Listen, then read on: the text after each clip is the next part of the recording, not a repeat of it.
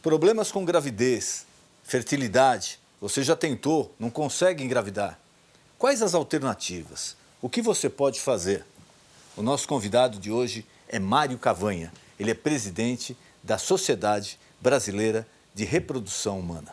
Não perca, já já, no Ponto de Equilíbrio.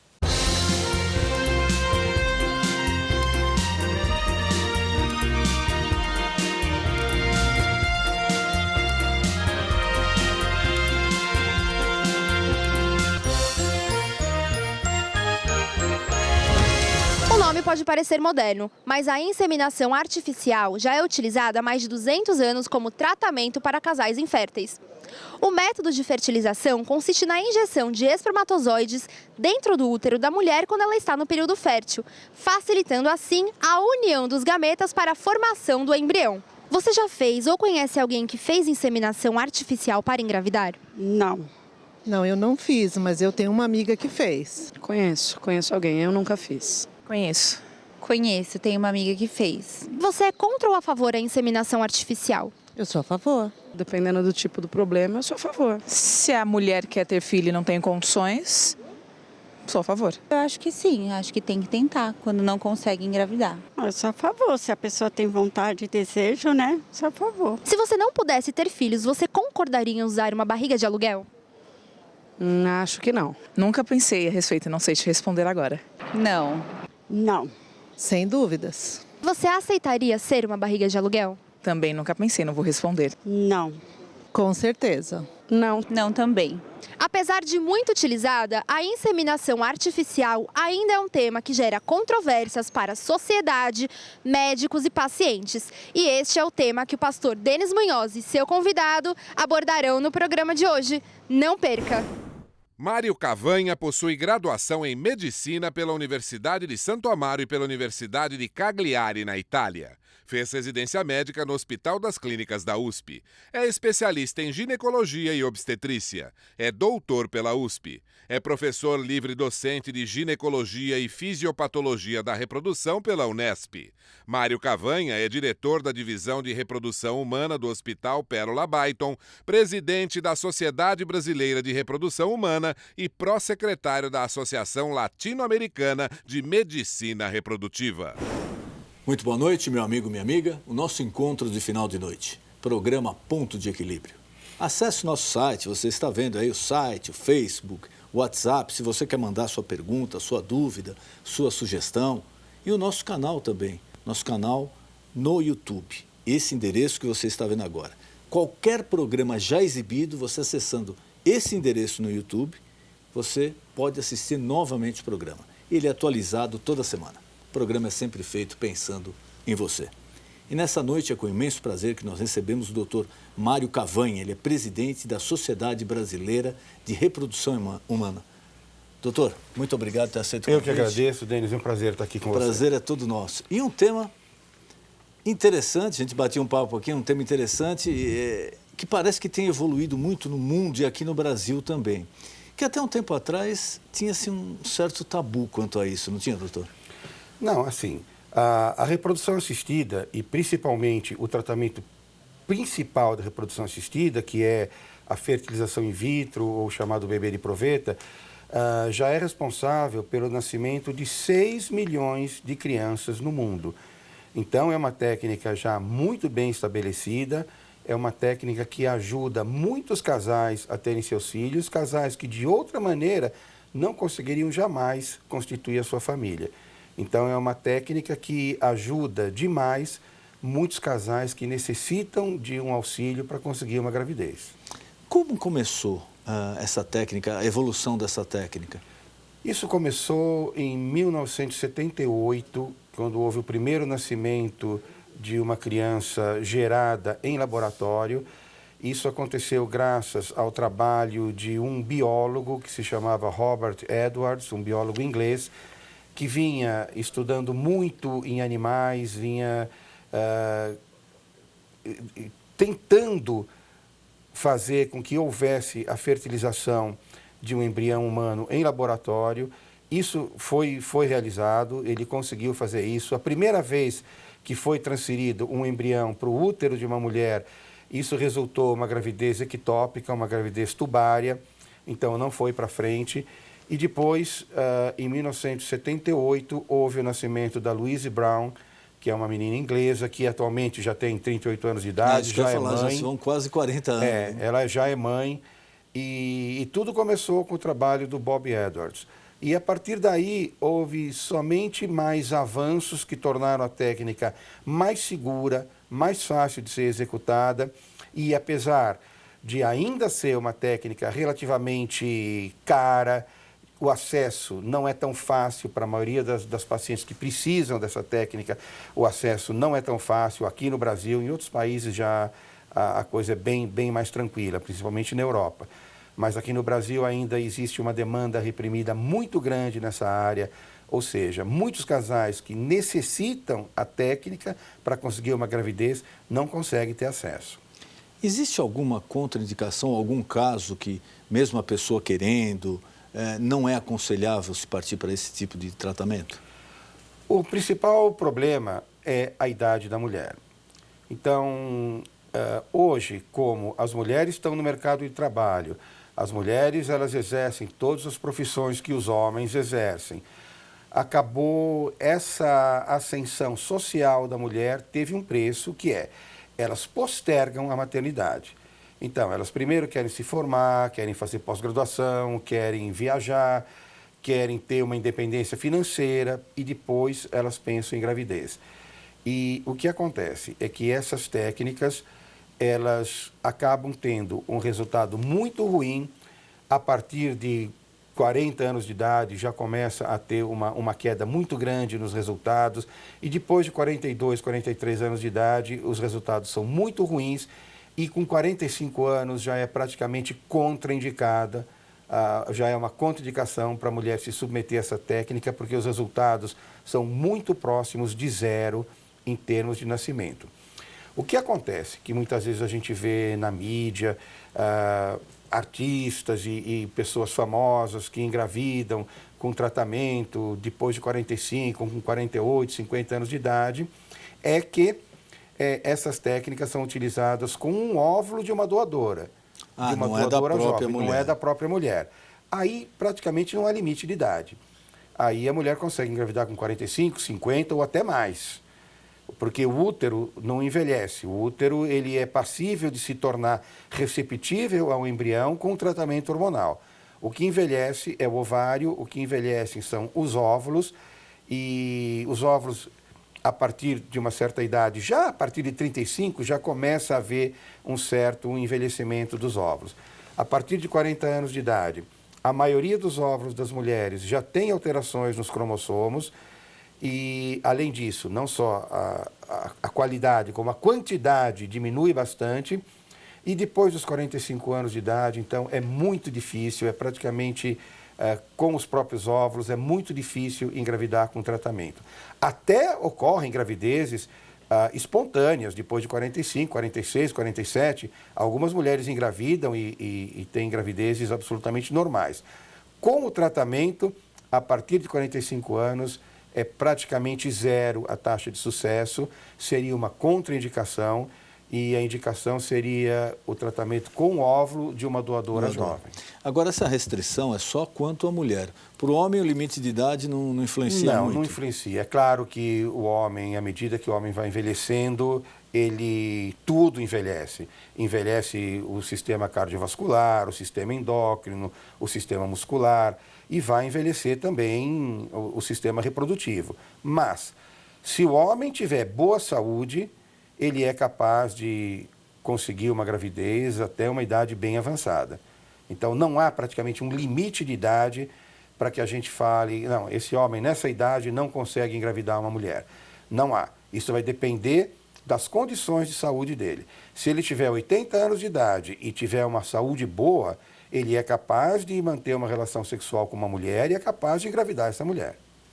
Doutor, e esses casos que até recentemente tem aparecido alguns aí na internet, que a mãe da esposa, a sogra, né, ela cede a barriga para o filho do casal, porque a filha não podia. Aí é o efeito contrário? O que ocorre quando tem esse tipo de coisa?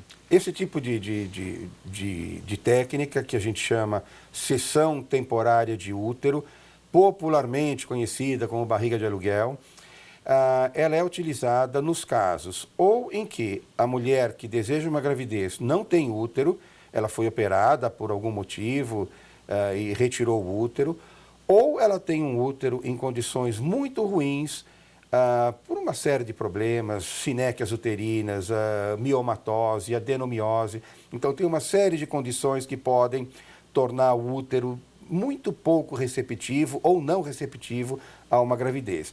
Nesses casos, se indica a cessão temporária de útero, e a cessão temporária de útero, pelas normas do Conselho Federal de Medicina, quem deve ceder o útero, emprestar o útero, é um parente dessa mulher. Pode ser mãe, pode ser irmã, pode ser prima. Então, o parente... Com alguma ligação sanguínea. Com alguma ligação sanguínea. Se não houver, o Conselho Regional de Medicina até admite que, mediante uma consulta prévia, uma amiga possa emprestar ou ceder esse útero temporariamente. Mas, de preferência, tem que ser uma parente. Então, aí é o caso onde a mulher é uma mulher jovem, ela tem os seus óvulos, mas ela não tem útero porque foi operada, ou tem um problema sério no útero que impeça que ela tenha uma gravidez, ou mesmo ela tem uma doença sistêmica onde a gravidez seria contraindicada nela, uma hipertensão arterial grave, uma cardiopatia, um diabetes grave, uma doença imunológica tipo lúpus eritematoso grave. Então, uma gestação nessa moça seria contraindicada pelas condições clínicas. Aí ela poderia ter o seu filho com seus óvulos, lançando mão dessa técnica da cessão temporária de útero. Alguma outra mulher, de preferência uma parente, cederia temporariamente o útero para ela. Essa restrição ela é recente, doutor, porque eu me lembro que alguns anos atrás ocorreram alguns problemas de pessoas que a conhecida barriga de aluguel e depois não queriam, porque queriam ficar com filho. Foi uma batalha judicial aí, um desgaste para todo mundo. Assim, atualmente isso já está previsto em lei. Então, essa paciente que vai ceder o útero já é feito um contrato prévio e, aliás, a paciente ela pode já até sair da maternidade já registrar a criança no seu nome. Então, não é necessário nenhum trâmite. Quer dizer, independe da vontade da outra pessoa. Independe da vontade. Agora, o ser humano é muito complicado, sabe? Sempre vai existir o risco de aquela paciente que está gerando aquela criança, que está gestando, ela mudar de ideia e achar que o filho é dela, mas não, é muito difícil que isso aconteça. Por isso que a gente...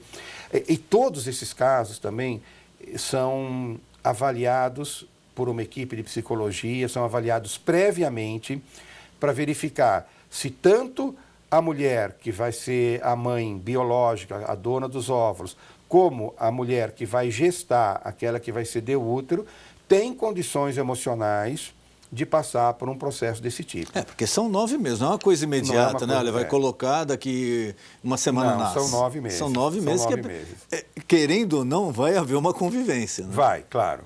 Vai haver uma convivência. O risco eu não posso dizer que não exista, mas é uma coisa muito, praticamente desprezível. É por isso até que também o Conselho Federal de Medicina propõe que o útero seja de uma familiar, de uma parente dessa mulher, justamente para evitar, minimizar esse tipo de problema. Às vezes o casal tenta uma vez, 2 vezes, acaba desanimando, 3 vezes, 10 vezes, faz um tratamento um pouco mais caseiro para o assunto, não resolve, aí resolve partir para essa área sofisticada já da medicina. Mas quais os cuidados que o casal tem que ter antes de optar por isso, para ver se ele cumpriu realmente todas as etapas? Em primeiro lugar, para que você caracterize que há um problema reprodutivo, esse casal tem que, pelo menos 1 ano, ter uma história de relações sexuais frequentes sem método contraceptivo. Então, depois de 1 ano, se não houver gravidez, aí nós caracterizamos um problema reprodutivo. Aliás, o diagnóstico de infertilidade conjugal pela Organização Mundial de Saúde é justamente esse. É o casal que mantém relações sexuais desprotegidas durante um ano e não consegue obter uma gravidez. Então, essa é a primeira coisa. O casal que passa por isso e não consegue engravidar, ele vai procurar a ajuda de um médico. Aí, o próprio ginecologista da mulher pode dar início à pesquisa, não precisa ser um especialista. Então, basicamente, o que o ginecologista vai avaliar nessa paciente?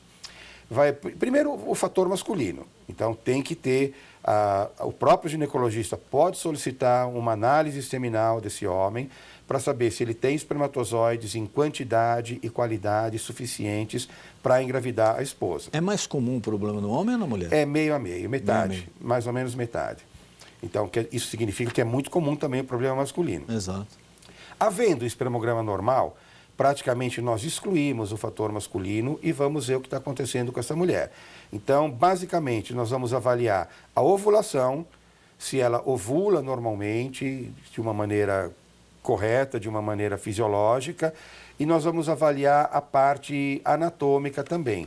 Ou seja, se não há nenhum problema no útero, na cavidade uterina, se não há nenhum problema nas tubas, nas trompas, se as trompas estão desobstruídas e livres para permitir o transporte não só dos gametas, como também do embrião que se forma na trompa e vai voltar para a cavidade uterina. Então, essa avaliação inicial é básica, tem que ser feita e a partir daí, se for feito algum diagnóstico, de acordo com o diagnóstico, é que vai ser proposto o tratamento. O tratamento às vezes pode ser uma coisa muito simples, às vezes até uma infecção cervical, uma vaginite, isso pode impedir uma gravidez, então é uma coisa muito simples, com um tratamento muito simples. Às vezes o tratamento também não precisa ser com uma técnica tão complexa como a fertilização in vitro. Às vezes, uma técnica mais simples, como uma inseminação intrauterina, onde não há manipulação do gameta feminino, onde a fertilização não é feita em laboratório, é uma técnica muito mais simples e de um acesso muito mais fácil. Ela não é feita em laboratório? Não. A inseminação intrauterina, a fecundação ocorre no corpo da mulher.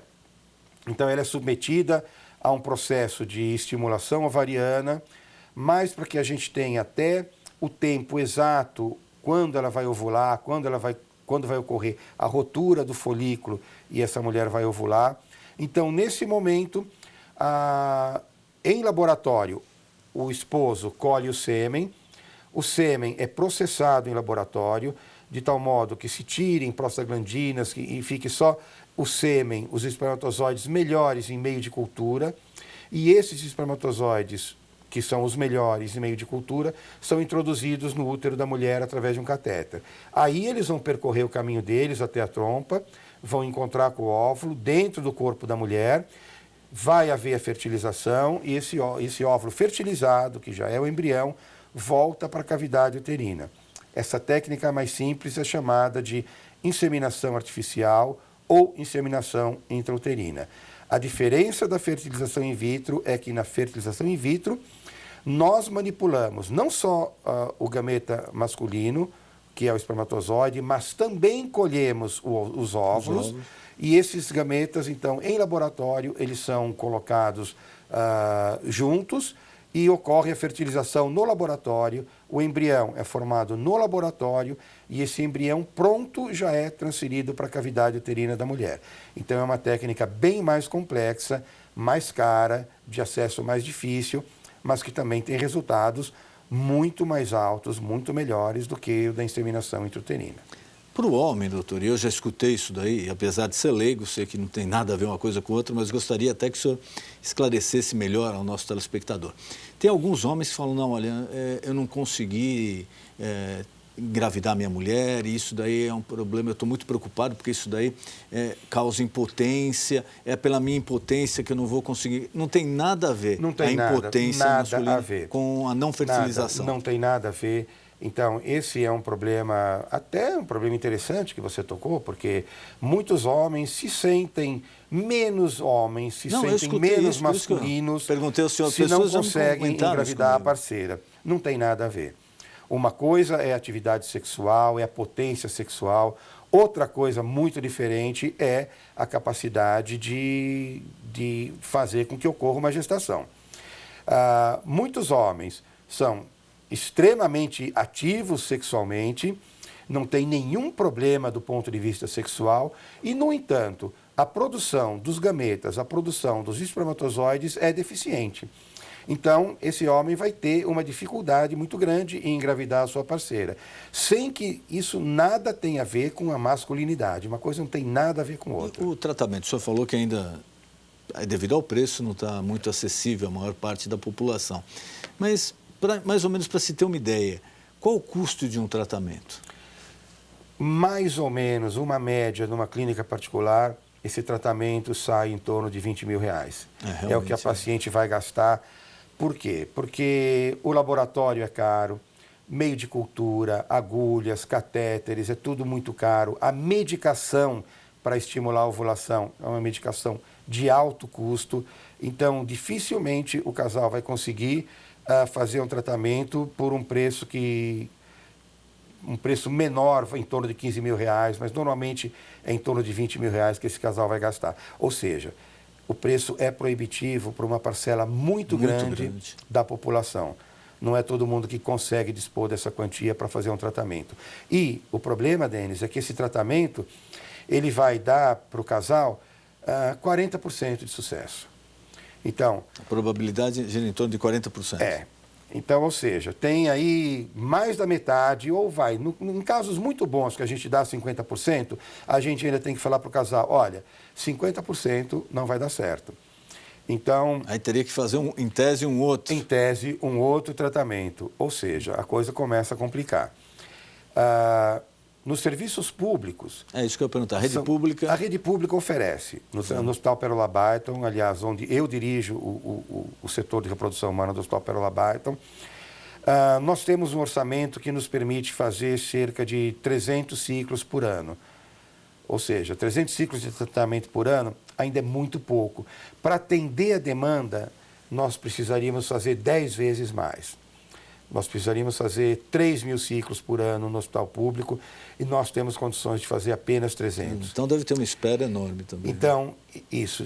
Houve um tempo em que no hospital público nós tínhamos uma fila enorme de espera, que chegava a 4, 5 anos de espera. Agora, o acesso ao hospital não é mais feito diretamente, é feito através dos postos de saúde. Então, a paciente que quiser fazer o tratamento no hospital público, ela primeiro vai ao posto de saúde e o posto de saúde é que faz o referenciamento dessa paciente ao hospital terciário, no caso o Hospital Pérola Barton. Aí encaminha. Aí eles que encaminham. E é claro que o hospital só vai abrir o número de vagas que ele consegue tratar. Não adianta a gente abrir 30 vagas por mês ou 50 vagas por mês se nós conseguirmos tratar 15 ou 20 no máximo. Então, a gente só abre o número de vagas em que a gente consegue tratar. E isso é muito aquém do que seria o necessário. Então, esse problema só vai se resolver quando muitos outros serviços públicos também oferecerem melhor, né? o mesmo serviço. Quer dizer, para a nossa telespectadora, para o nosso telespectador, se você não tem condições de fazer, você quer engravidar ainda, não tem condições financeiras de fazer esse tratamento particular, se dirige a um posto de saúde, lá você vai fazer um cadastramento, etc. E você vai ser informado da eventual disponibilidade, né, de ser feito pela rede pública ou não. Doutor, o Brasil em relação ao mundo, como está nessa área? O Brasil está, do ponto de vista de tecnologia, muito adiantado. Nós não ficamos a dever em nada a nenhum país europeu ou mesmo aos norte-americanos, que são sempre os melhores, porque são os mais ricos. Tem mais dinheiro, então a pesquisa evolui melhor, tudo evolui melhor com o dinheiro. Isso é inegável. Mas, do ponto de vista de tecnologia, nós somos tão bons quanto os europeus e os americanos. O que nós estamos muito atrás é realmente na capacidade de atender os casais que necessitam. Nós fazemos cerca de 25 mil ciclos por ano e teríamos que fazer no Brasil, como eu falei, 10 vezes mais. Teríamos que fazer de 250 a 300 mil ciclos para que nós pudéssemos atender todos os casais que necessitam. Então, nesse ponto, no ponto de assistência, nós estamos muito atrasados em relação aos europeus. Do ponto de vista de tecnologia, não. Do ponto de vista de tecnologia, não só nas clínicas privadas, como também no serviço público. O nosso serviço público, ele é, do ponto de vista de tecnologia, ele é tão bom ou melhor que muitas clínicas privadas, com resultados excelentes. O problema é que nós não conseguimos dar o atendimento a todos os casais que necessitam. Então, nós temos aqui, sim, dois lados do que acontece no Brasil com reprodução assistida. O primeiro lado, que é tecnologia, nossa tecnologia é de ponta, não fica nada a dever aos europeus. Agora, nós não conseguimos dar assistência a todos os casais que necessitam. Por quê? Porque na clínica particular é muito caro e porque no hospital público a gente não consegue dar conta da demanda que tem. Na Europa, a maioria dos países tem uma medicina mais socializada e o governo paga o tratamento para essas mulheres. Exato. Então, dependendo do país, o governo oferece 3 ciclos, ou 4, ou 5. É um sistema de saúde É um sistema de saúde diferente. Então, não há esse problema. Então, o governo custeia o tratamento da mulher que deseja engravidar. Isso não acontece no Brasil. Então, por isso, nesse aspecto, nós estamos ainda muito atrasados e precisamos melhorar muito para que a gente consiga dar o atendimento aos casais que necessitam. Queria uma pergunta, o senhor me diga se procede ou não, se é mito ou não. Às vezes a pessoa fala, olha, não engravidava, fiz o tratamento, tive trigêmeos. É verdade, mas a gestação gemelar é uma complicação, é um efeito colateral do tratamento, porque o sucesso no tratamento é gestação única. Por quê? Porque a gestação múltipla, a gemelar e trigemelar ou mais, então nem se fala, mas a gestação gemelar, ela já acarreta uma série de problemas para a mulher e para os recém-nascidos, e o principal deles é a prematuridade. Então, prematuridade significa criança em UTI neonatal, criança longe da mãe, internação dessa criança durante um período muitas vezes maiores do que um mês. Então, ninguém deseja isso. Isso, uma gestação gemelar, é um tratamento, é uma complicação, um efeito colateral do tratamento. Nós estamos cada vez mais diminuindo as gestações múltiplas. E a gestação múltipla ocorre por qual motivo? Porque muitas vezes a gente transfere mais do que um embrião. Nós transferimos 2 ou 3 embriões. Por que nós transferimos 2 ou 3 embriões? Para aumentar as chances de gravidez. Para aumentar as taxas de sucesso. Então, vocês vejam, um tratamento que é muito caro, um tratamento onde a paciente vai numa clínica particular gastar 20 mil reais ou às vezes até mais. Então, nós somos obrigados a fazer com que as chances de sucesso sejam máximas. E por isso que às vezes nós transferimos, o ideal seria transferir um único embrião, mas na maioria das vezes nós transferimos 2. Por quê? Porque se nós transferimos um só, a chance de sucesso cai bastante. Então esses 40% que eu falei passam a 25%. Ou seja, é melhor arcar com as possibilidades de ter uma complicação e uma gestação gemelar, mas ter uma taxa de sucesso maior. O ideal seria que nós transferíssemos apenas um embrião para praticamente reduzir a quase zero a taxa de gravidez múltipla, para que nós não tenhamos as gravidezes gemelares. A gravidez gemelar é muito bonitinho, o casalzinho de gêmeos, passeando no shopping, é uma beleza. Agora, o pré-natal é muito difícil, a prematuridade é a regra e as complicações são muito maiores. Doutor, queria mais uma vez agradecer a presença do senhor aqui, nosso tempo está acabando, e colocar à sua disposição algum recado, algum tema que eu não perguntei, por favor, fique à vontade. Não, a única coisa o recado final que eu gostaria de deixar para todas as mulheres é que é muito legal, é muito importante a carreira, é muito importante se formar, fazer pós-graduação, ter uma profissão, ter sucesso nessa profissão, mas a mulher tem que saber que se ela postergar demais a gravidez, se ela priorizar a carreira, priorizar outras atividades e não a maternidade, ela tem que saber que ela vai, muitas vezes, pagar o preço por isso. O ideal seria que todas as mulheres tivessem uma gestação, engravidassem antes dos 35 anos. Então, uma das coisas que as mulheres pensam de uma maneira errada é: deixa a gravidez para mais tarde e se eu tiver algum problema, aí eu vou procurar uma clínica de reprodução assistida e aí eu engravido. Não acontece isso, não é fácil. A idade é um fator limitante para a utilização dessas técnicas. Então, esse é um recado que eu gostaria de deixar para as mulheres. É claro que cada uma vai decidir a sua vida, mas elas têm que saber que postergar a gravidez vai dificultar com que ela consiga obter essa gravidez, principalmente se ela deixar para depois dos 35 anos. Doutor, muito obrigado. Denis, foi um prazer recebê-lo aqui. Prazer foi meu, muito obrigado. O nosso encontro de final de noite, programa Ponto de Equilíbrio. Boa noite.